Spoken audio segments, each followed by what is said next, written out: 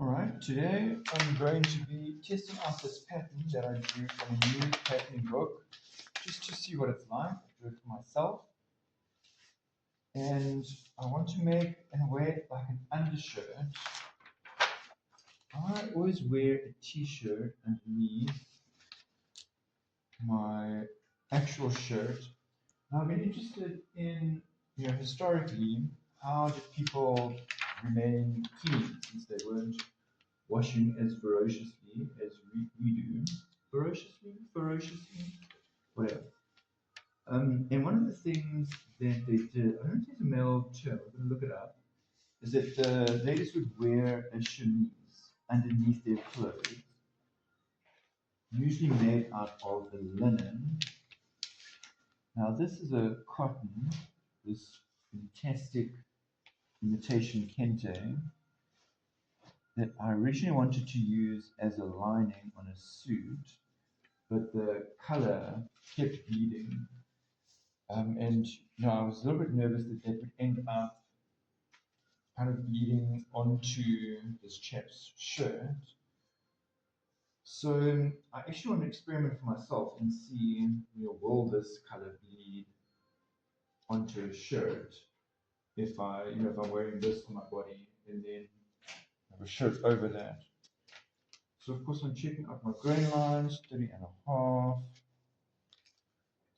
Now because this is like an undershirt kind of vibe, I'm cutting the front and the back in one section.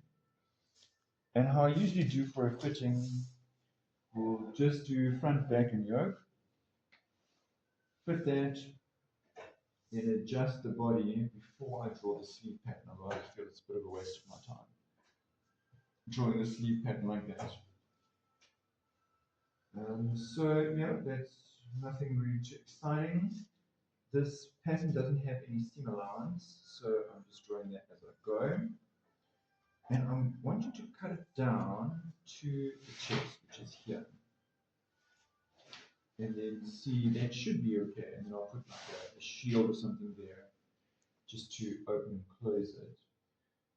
So like I was saying, usually I wear a t-shirt underneath, but I'd like to experiment and see if a cotton shirt like this, because I do have a cotton shirt a cotton undershirt like this, not as fashion, it's just a plain white one. And it is quite lacquer. I do quite like it. And I think it's also more hygiene to have a layer of clothing, a layer of fabric between yourself and the garment. It's going to help your garment to actually last longer. So with all of that in mind, that's what I decided to do, to test this pattern, see how it works on myself. I'm just trying to show no seam allowance. And then at the same time get myself a nice super flash undershirt. Also see if that color bleeding is a problem. And check how does this pattern actually work. So I'm just going to cut the rest of that out and then we can start putting that together. So the pieces are pieced and let's put that together. I'm going to start with the yoke. Now, generally I would have cut the yoke with the warp running this way, but because this is more an experimental situation and because I love zero waste, I just cut it where I found a space. And also this way, because this is now on the weft, there is a bit of stretch there, which is actually better around the shoulder. It gives you a little bit more movement. I'm sure it's quite common to put a seam in the center back of the vent here, then to cut these sections on the bias. I don't exactly do like that. Usually how I'll do is I'll put a seam here, but then I'll put this shoulder seam exactly on the warp grain so that there is bias, but that the shoulder is in a way locked with that warp thread.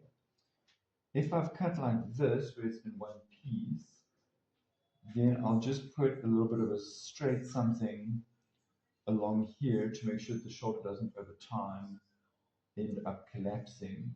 For this one, I'm not going to do that because, like I say, this is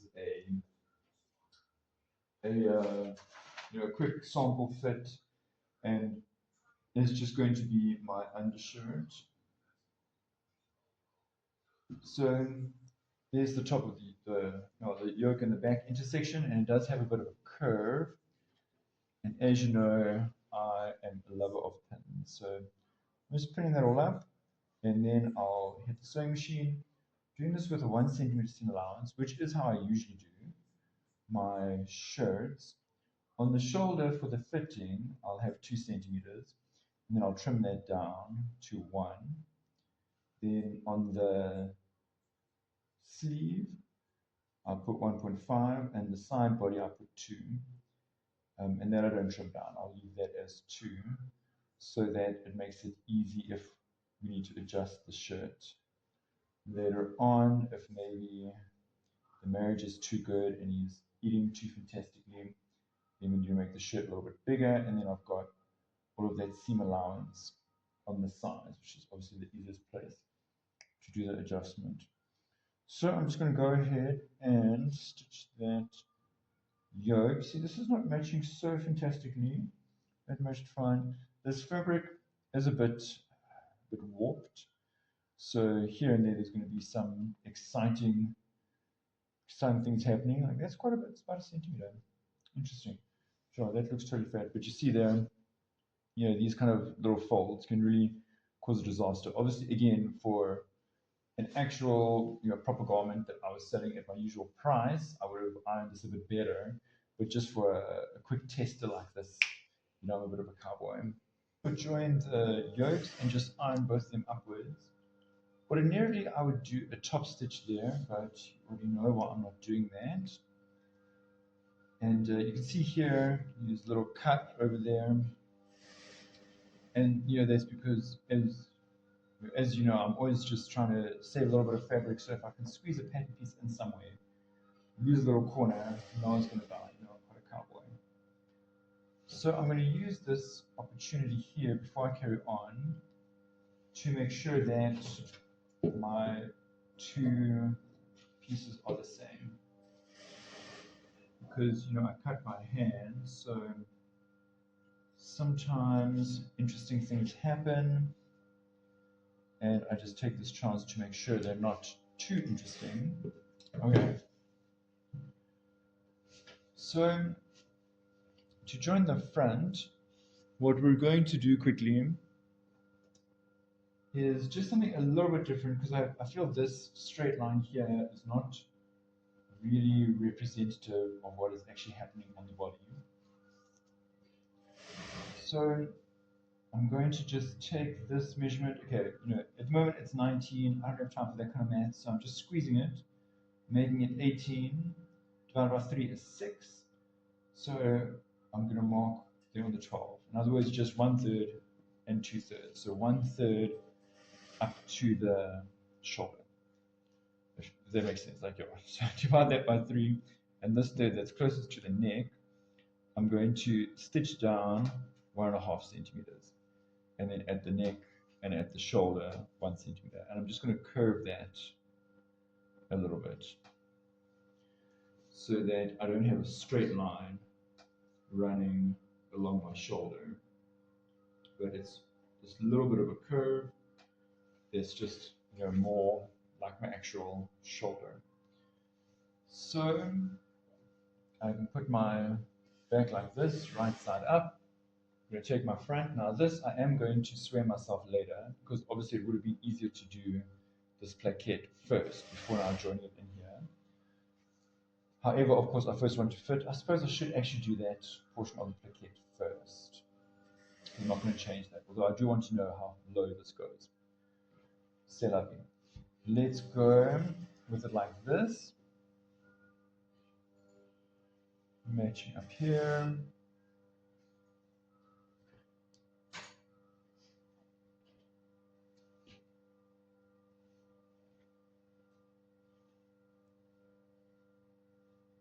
A lot of the complexity of bespoke is about the fact that you first have to fit things before you can actually sew them.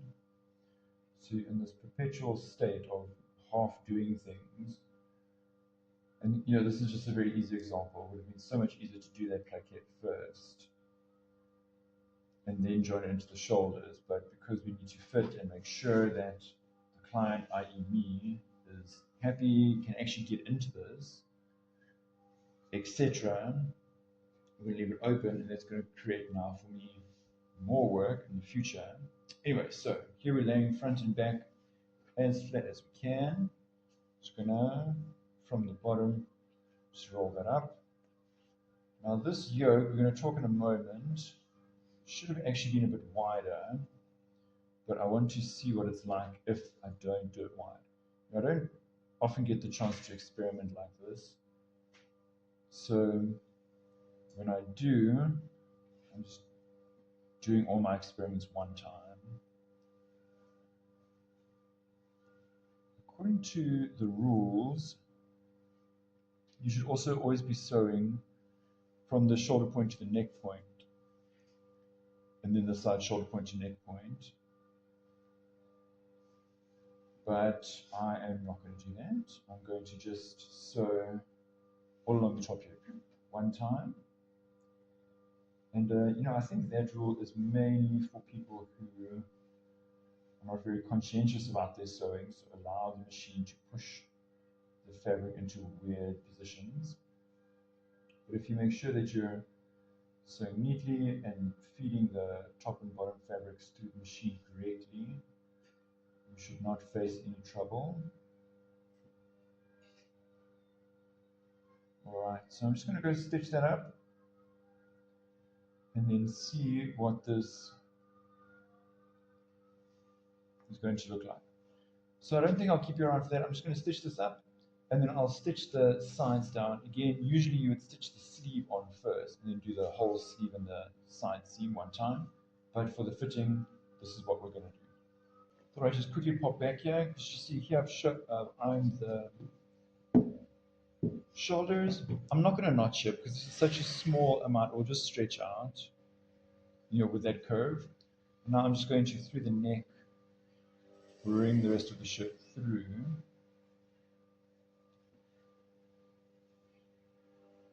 And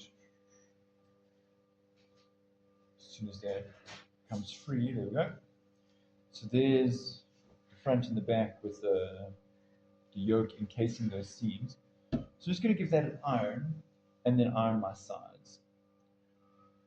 If this was the actual fabric for a client, then I would be basting the sides, so that I could at least open it later and put the sleeve in. But at this time, you know the story. Last thing before I sew up those sides is that I can see immediately this shape of the sleeve or the armhole is not going to work. Even though from the front or back it might look alright. With this pattern I just extended it a little bit because I felt that from my shoulder measurement and the pattern wasn't working.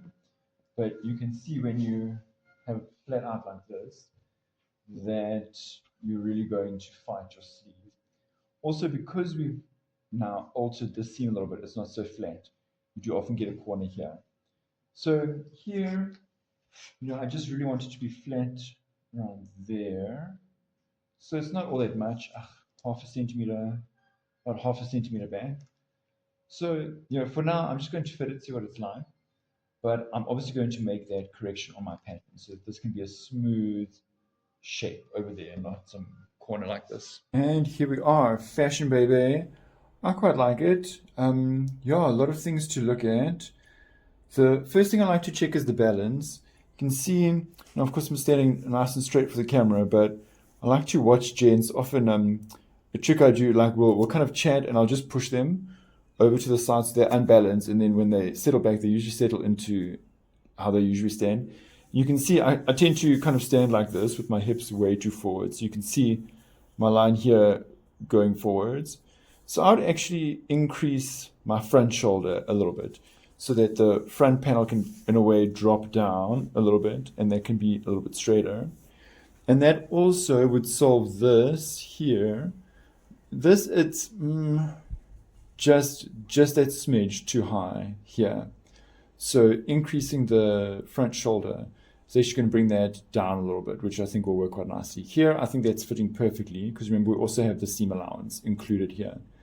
So I would just bring that a little bit forward. For this one, I'm just going to cut it here. You can see I usually do wear a t-shirt, but what's happening, let's get a good angle there. Oh, Kosham. How do I get a good angle? There we go. What's happening, I don't know if you can see, but the fray here, there you go, look at that. How embarrassing. So obviously if I wear a tie, it's not such a problem, but, yeah, can't be walking around like that. So, anyway, you can see the shoulders follow the natural shape of the shoulder a lot better. They are extreme here, as if I actually wanted a shoulder pad. So here, I could actually take off maybe 1.5 centimeters even. Lengthwise, I'm quite happy with this. We do have a small hem here, but I like it to be, middle of the bum. This one is now under the bum, and I prefer that because then it's going to stay nice and tucked in the whole day. Here under the arm, I think that's really great. Getting in and out, obviously it would have been easier without this hairstyle, but I did feel a little bit tight. So I'm actually going to pull this down. I'm going to say maybe 5 centimeters below the chest line, just to make it easier to get in and out. So that's what we're going to do.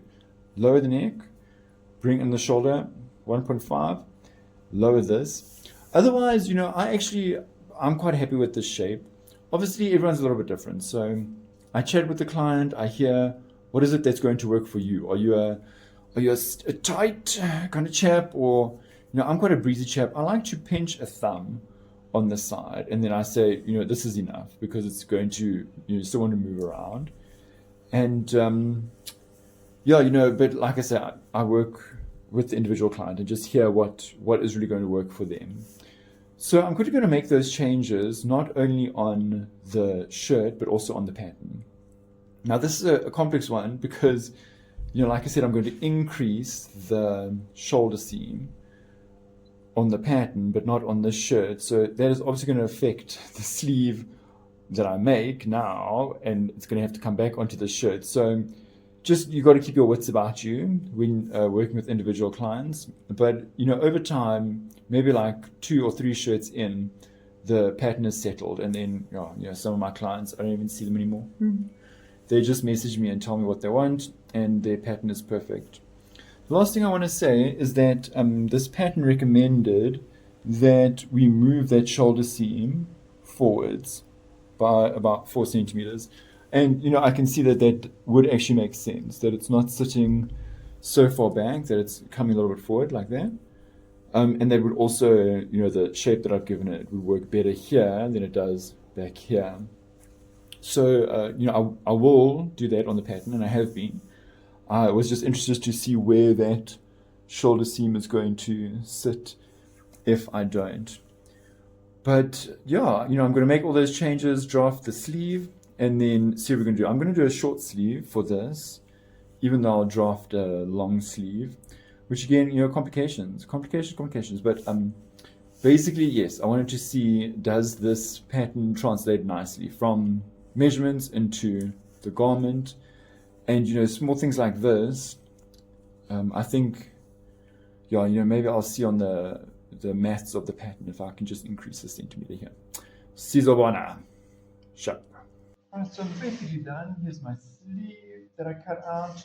And I know that this is now going to be a little bit bigger than my actual shirt because of that excess. I've cut out my plaquettes. I'm going to go iron that in a second. Here's some binding because I'm actually just going to do the neckline and a binding because I obviously want to put collar there. It's an undershirt. And as you know, when we join the binding, we need to have an angle. You can't join that straight, so I'll just be cutting all of that, joining all of that. But one thing I want to show you quickly is that something I like to do here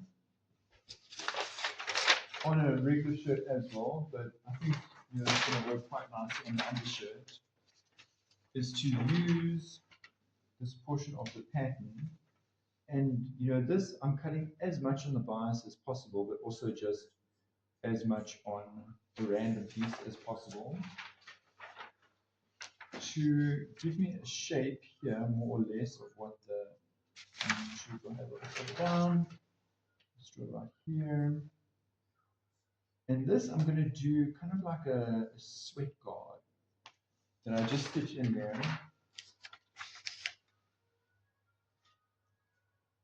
And I feel this really helps. No, what am I doing? Yes. No. Doesn't really matter. So here's the arm portion or the body portion, and then I'll stitch the arm portion. So I could also have joined it like that. Doesn't really matter. It's not going to kill anyone, whichever way you do it, as long as it more or less mirrors what's going on with the sleeves. So you see here, obviously my undersleeve, my front sleeve is a little bit lower. There it is. I kind of draw that in, like so. I'm going to bang a seam allowance on there. Now here, I'm not going to keep it as curved as that. I'm going to bang a seam allowance in there. And that is going to be like a sweat patch. So I'm going to join these pieces and then join them into the shirt when I'm done. And I really don't, maybe you mustn't really listen to me because I'm such a cowboy, but I don't stress so much about front or back or anything like that, because these are just going to shape with the body as you move. Of course, I don't want it to be too bulky or too tight, because that's going to now either create discomfort or start pulling on the garment, and then you'll have a weird misshape under your arm. So around the edges, I'll just cut that with the zigzag so that it doesn't fray.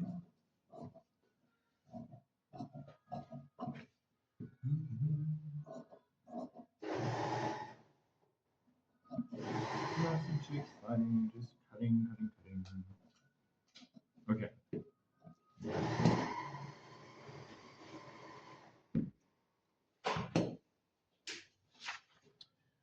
All right, so here's right side. Right sides. And I'll just stitch that with a 1 centimeter seam allowance.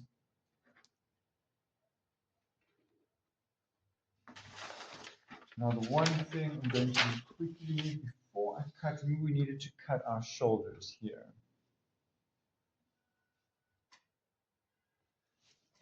But before I do that, see there's my mark, I'm going to cut my shoulder there. Before I do that, I'm just going to come and back tack over here so that when I cut this, it doesn't end up just unraveling. So I'll be doing that, stitching that, binding, and then when I iron all of that, I'll iron my plackets. Don't forget that we've already sewn up our side seams here. So I also need to do that on the sleeves, which I'll now do. Sewing up the side seams there. Then here, I'm going to start with under placket. Here it is. On the right side, and I want to do it on this side. So here I want it to be about 2 centimeters beyond the cut that I've made, which is now 5 centimeters below the chest. And I'm going to stitch that. So with this under placket, all I've done is I've ironed it in half, and then ironed 1 seam allowance to the center. Now I'm just going to stitch along the edge here. You always cut extra here. Of course, something like this, or you just cut like a cowboy. That's how I roll. This placket, as you can see, that's my shape. Iron it in half, and then iron this side in 3/4 centimeters, and then we just iron that top piece in. So that's what you get at the end of the day. And here are the sweat patches. See, that's now going to go under the arm. This is going to be towards the arm. This is going to be towards the body. So just cut it with a zigzag, scissor all over there, so it can reduce bulk. And of course, there's my binding that I've ironed in just in half and then each to the center. And that I'll join my neckline on in a moment. Also realize that at the moment, since this is already done here at the bottom, I can also just do my bottom and I can just turn half a centimeter, half a centimeter. So let me do all of that stitching. And I'm back from the iron. You can see here, let's just find it. That's the bottom, which I again forgot to hem. You can see here, so I start on the right side with the plaquette. I stitch to just about a centimeter beyond my cut, and then I just nipped right into there, ironed it flat, ironed it back around, and now here as I'm ironing, I'm kind of pushing it to make sure it covers that stitch line. So here, if you want to be very fabulous, you can stitch right in the ditch, and it should just catch your back there, but it often skips. So in this case, because it's an undershirt, I'm just going to stitch, on the edge, give it kind of an edge stitch, just to here where that notch is, where I notched into the stitch there, stitching all that. All right, now the sleeves, I've never found a sleeve that was just perfect the first time. So for me, it's always a bit of an exploratory process. Let's see, here is our front. Here's our sleeve. Now the sleeves, I did remember to iron up my sleeve end, I don't know what you'd call that, on a short sleeve. And let's see, I've got a notch on the back. There it is. Okay, so that's the back, that's the front, perfect. Selected the correct sleeve. And there's my center, which in this case is lining up with the shoulder seam. But obviously, because I've moved the shoulder seam now and put a bit of it on the front, in the future I'll have to just notch that somewhere on the yoke. So we start by just matching that notch. Now about 2 to 3 centimeters either side of the apex of the sleeve. We don't want to do any gathers because that already has quite a bit of a curve to it. And then I'm going to match my underseams. Now here I cleverly ironed one way, one the other way. Of course, if you're doing this all in one, you won't do that. And apparently it is a thing to do the body and the sleeve separately so that you can rotate the sleeve to work better with the fall of the arm according to the individual client. I don't know if that's actually true or if it's just some guy trying to charge more for his shirts, which I don't blame him for. So here under the arm, no gather, until we get to this more straight portion of the armhole. Now we can see there's a bit of gather on the sleeve cap, which is exactly what we want to see. So I'm just going to gather that in with my hands. Try to just distribute that gather as even as possible. And I always stitch with the sleeve on the underside so that the feeder dog of the machine is going to do the job for me. Well, I think that's a pretty okay gather. A little bit more there on the front than I would have wanted. But indeed, on the front is exactly where the pattern has increased with a centimeter, therefore the sleeve, but not actually this shirt because I'm not really doing that. So, yeah, that fits in all right. I'll have a little bit more gather there. Oh, that's actually the back, interestingly enough. But yeah, I mean, the back, you do want that amount of stretch on the back. So, yeah, I think that's all going to be fine.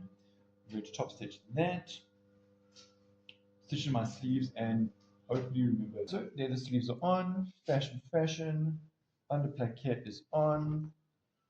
So this over plaquette, here we go, needs to go this way. And in the same way, it needs to be about 2 centimeters beyond where I stop cutting there. I'm going to stitch to about 1 centimeter beyond that mark. I'm just going to pin around there.